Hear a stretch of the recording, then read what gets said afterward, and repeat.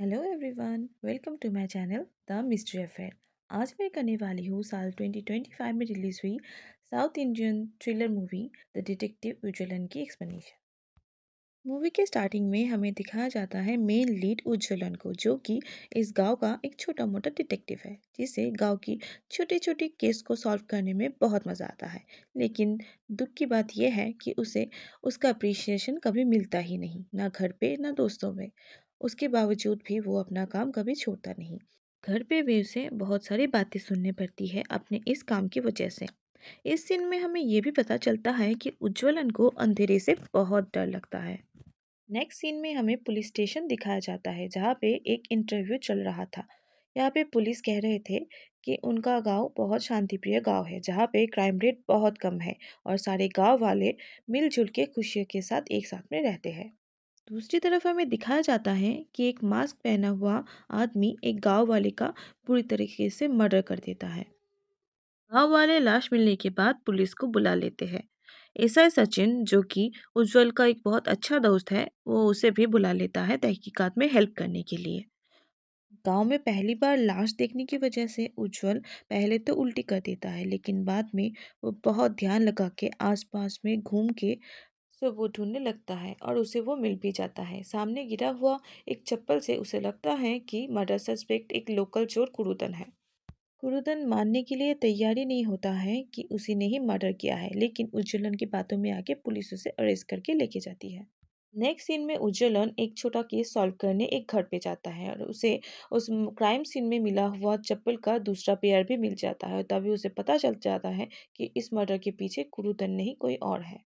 Local news reporters भी इस case को टेलीकास्ट करते हैं टीवी पे और सबको सतर्क रहने के लिए भी बोलते हैं। एक सीन में वो मास्क पहना हुआ आदमी फिर से और एक गांव वाले का मर्डर कर देता है। इस सीरियल किलिंग के केस को सॉल्व करने के लिए शहर से इंस्पेक्टर शंभू आते हैं गांव में। इंस्पेक्टर कहते हैं कि वो पहले भी इस गांव में आ चुके हैं और आने से पहले ही उन्होंने इस केस को स्टडी किया है और उन्हें लगता है कि ये केस बूगी मैन के साथ बहुत मिलता जुलता है। वैसे तो नए इंस्पेक्टर के आने से वो जलन ज़्यादा खुश नहीं था, लेकिन फिर भी उसके ही घर पे उस नए इंस्पेक्टर का रहने का इंतज़ाम किया जाता है। अगले ही दिन से नोटिस जारी हो जाता है कि कोई भी 6 बजे के बाद घर के बाहर नहीं घूमेगा। सारी दुकान भी बंद हो जाएगी 6 बजे के बाद। इंस्पेक्टर भी दूसरी तरफ क्राइम सीन में जाके अपना इन्वेस्टिगेशन स्टार्ट कर देता है। इंस्पेक्टर भी बहुत आसानी से गांव में घुल मिल जाता है। सुबह सुबह एक्सरसाइज, जॉगिंग, छोटे छोटे केस सॉल्व करना, ये सब भी वो शुरू कर देते हैं। पुलिस स्टेशन में crime scene photographs, forensic report से इंस्पेक्टर को लगता है कि किलर एक साइकोपैथ है। इंस्पेक्टर सचिन जब ये न्यूज़ कहने उज्जवल को जाता है, तब उज्जवल कहता है कि उसे पहले से ही पता था कि किलर एक साइकोपैथ है। नेक्स्ट सीन में इंस्पेक्टर पूछताछ करने के लिए पहुंच जाते हैं उज्जवल के पिता नारायण के पास। दूसरी तरफ गांव में तीसरा मर्डर भी हो जाता है। मर्डर का न्यूज़ सुन के सारे गांव वाले क्राइम सीन में पहुंच जाते हैं। उज्जवल सुनता है कि फॉरेंसिक डॉक्टर कह रहे थे कि किलर बहुत फिट इंसान है जो कि जॉगिंग शूज पहनता है और उसका कोई फिंगरप्रिंट भी नहीं मिला था। ये सुन के उज्जवल उस भीड़ से निकल के बहुत सोचने लगता है। बहुत ध्यान से सोचने के बाद उज्जवल को याद आता है कि इंस्पेक्टर शंभू भी बहुत फिट है। वो एक्सरसाइज करते हैं, जॉगिंग में जाते हैं और काम की वजह से उन्हें ग्लव्स ही पहनना पड़ता है। और उसे ये भी याद आता है कि वो पहले भी इस गांव में आ चुके हैं। ये सब सोचने के बाद उसे यही लगने लगता है कि असली मर्डरर इंस्पेक्टर शंभू है और इसी वजह से वो सबके सामने शंभू को कन्फ्रंट करता है। सब सुन के इंस्पेक्टर कहते हैं कि गांव में मेरे जैसे तो बहुत लोग हैं। तुम्हारे पिता नारायण भी तो काफ़ी फिट है और जूता ग्लव्स खरीदना तो कोई बड़ी बात है नहीं। तो क्या हम तुम्हारे पिता को भी सस्पेक्ट कह सकते हैं? और इंस्पेक्टर भी उज्जवल को सबके सामने मर्डरर को ढूंढने का चैलेंज करता है। सीन शिफ्ट हो जाता है पास्ट में, जब उज्जवल छोटा था। वो अपना भाई दास के साथ पिताजी से कहानियां सुनता था। पिताजी कहते थे कि उनके गांव में एक भूत रहता है जो कि रात के अंधेरे में बदमाश बच्चों को पकड़ता है। इस बात की सच्चाई देखने के लिए उज्जवल अपने भाई के साथ रात को निकल के उस पहाड़ी की तरफ जाने लगा था और अचानक उन दोनों के ऊपर हमला हो जाता है।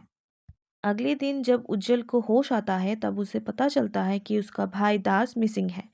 ये सब पुरानी बातें याद करके उज्जवल बहुत दुखी हो जाता है और उस इंसिडेंट के बाद से ही उज्जवल को रात के अंधेरे में बहुत डर लगता है। इस तरफ इंस्पेक्टर शंभू की बातें सुन के गांव वाले नारायण से दूरी बनाने लगते हैं। उससे ठीक से बात भी नहीं करते हैं, क्योंकि सबको लगने लगता है कहीं सच में नारायण ही तो मर्डरर नहीं है। और ये सब देख के नारायण को बहुत दुख होता है और वो तब उज्जवल के पास आके कहता है कि तुम्हें ये केस हर हालत में सॉल्व करना ही होगा। वो दोनों जिस तालाब के पास बैठे हुए थे, अचानक वहाँ पे वो पुराना चोर कुरुदन आता है और वो कहता है कि उसने मर्डर के दिन मर्डरर को देखा था। पिताजी का सपोर्ट मिलने के बाद वो जलन तय कर लेता है कि वो ये केस सॉल्व करके ही रहेगा और अगले दिन से ही वो इंस्पेक्टर शंभू के ऊपर नजर रखने लगता है और वो अपने दोस्तों के साथ एक टीम बना लेता है जो कि इस इन्वेस्टिगेशन में उसकी हेल्प करेगा। अगले ही दिन उज्जवलन कुरुदन को भेजता है शंभू के रूम में उसके रूम का तलाशी लेने। लेकिन दुख की बात यह है कि डाउट करने जैसा कुछ भी कुरुदन को शंभू के रूम में नहीं मिला। दूसरी तरफ उज्जवलन भी अपने दोस्त के साथ रात को जंगल में तहकीकात करने के लिए निकल जाता है। रात को जंगल में उज्जवलन जब तहकीकात कर रहा था तभी अचानक वो मास्क पहना हुआ आदमी उज्जवलन के ऊपर हमला कर देता है और दूसरी तरफ गुरुदन देखता है कि इंस्पेक्टर शंभू तो अपने कमरे में ही है। फाइनली उज्जवलन को पता चल जाता है कि इसके पीछे इंस्पेक्टर शंभू नहीं कोई और है। उज्ज्वलन तब सचिन से ये कहता है कि वो जाके इंस्पेक्टर शंभू से ये कहे कि अगर सारे पुलिस रात को गांव में पेट्रोलिंग स्टार्ट कर दे तो फिर किलर गांव वाले के ऊपर हमला नहीं कर पाएगा। शंभू को ये आइडिया बहुत पसंद आ जाता है और इसीलिए वो अपने कुछ पुलिस को ऑर्डर देते हैं कि गांव में वो लोग रात में पेट्रोलिंग करेंगे। लेकिन रात को किलर इस बार पुलिस इंस्पेक्टर के ऊपर ही हमला कर देता है। दूसरी तरफ इंस्पेक्टर शंभू के ऊपर भी बहुत प्रेशर आने लगता है ऊपर से कि उसे एक हफ्ते में ही इस केस को एनी हाउ सॉल्व करना ही होगा। नेक्स्ट सीन में उज्ज्वलन जाके इंस्पेक्टर शंभू से माफ़ी मांगता है इतने दिन इसके ऊपर डाउट करने के लिए। गांव में फिर से एक और मर्डर हो जाता है, लेकिन इस बार ये मर्डर बाकी पिछले 3 मर्डर से काफ़ी अलग है।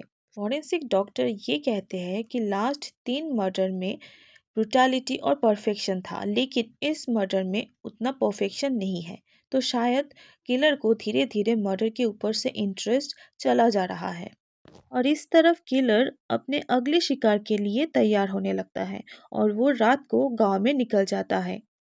किलर को एक गांव वाला मिल भी जाता है और वो जब उस गांव वाले के ऊपर अटैक करता है तब उसे पता चल जाता है कि ये आदमी और कोई नहीं, वो फोर्थ मर्डर विक्टिम है। और तब रिवील होता है कि इन सब के पीछे है डिटेक्टिव उज्जवल और ये सब कुछ उसी का ही प्लान था। उसने ही अपने दोस्त का फेक मर्डर प्लान किया था जिससे कि वो सब मिल के किलर को ट्रिगर कर सके और किलर गुस्से में आके अपने अगले शिकार के लिए खुद ही बाहर आ जाए। और सब कुछ उज्ज्वलन के प्लान के अकॉर्डिंग ही होता है और फाइनली किलर भी उसके जाल में फंस जाता है। फिर उज्ज्वलन जब मास्क हटाता है किलर का तब सबको पता चल जाता है कि किलर और कोई नहीं रिपोर्टर जोमन है जो कि इतने दिन तक न्यूज़ टीवी में सारे रिपोर्ट को टेलीकास्ट कर रहा था। फिर पुलिस जोमन को अरेस्ट करके पुलिस स्टेशन लेके जाते हैं और वहाँ पे उससे सवाल जवाब किया जाता है कि उसने इतने सारे मर्डर आखिर क्यों किया। ये सीन शिफ्ट हो जाता है जोमन के बचपन में। उसे अपने पिता से कभी उतना प्यार नहीं मिला। उसके पिता हमेशा उसे एक कमरे में बंद करके रखते थे। फिर एक दिन उसकी ज़िंदगी में एक उम्मीद की किरण की तरह एक आदमी आया जिसे जोमन अपना टीचर कहता था। ये आदमी जोमन को पढ़ाता लिखाता था, उसे पिता की तरह प्यार करता था। बड़े होने के बाद जोमन को उसके टीचर कुछ किताब पढ़ने के लिए देता है। उसमें उसे बूगी मैन का किताब मिलता है। ये किताब पढ़ के जोमन काफ़ी होता है और उसके अंदर का जो साइकोपैथ है वो भी ट्रिगर हो जाता है। टीचर के वापस आने के बाद जोमन उसे दिखाता है कि उसने एक पिग की हत्या कर दी है और इससे उसे बहुत सुकून मिला है। पिता जोमन को बहुत मारते हैं और उसे एक कमरे में बंद कर देते हैं। और नेक्स्ट सीन में हमें दिखाया जाता है कि जोमन के टीचर ने ही जोमन के पिता का हत्या कर दिया है और उसके टीचर ही है उसके बूगीमैन होने के पीछे का इंस्पिरेशन। इसके बाद जोमन गांव छोड़ के कहीं और चला जाता है और एक रिपोर्टर बन के नॉर्मल लाइफ लीड करने लगता है। लेकिन आसपास के लोगों के ताने से उसके अंदर का जो साइकोपैथ है वो फिर से जागने लगता है और वो गुस्से में आके अपना फर्स्ट मर्डर कर देता है। जोमन का कन्फेशन सुनने के बाद भी उज्ज्वलन को कहीं ना कहीं लगता है कि उसका कोई साथी है और ये बात जाके वो इंस्पेक्टर शंभू से भी कहता है। फिर वो दोनों एक साथ मिलके गांव की तरफ जाने लगते हैं।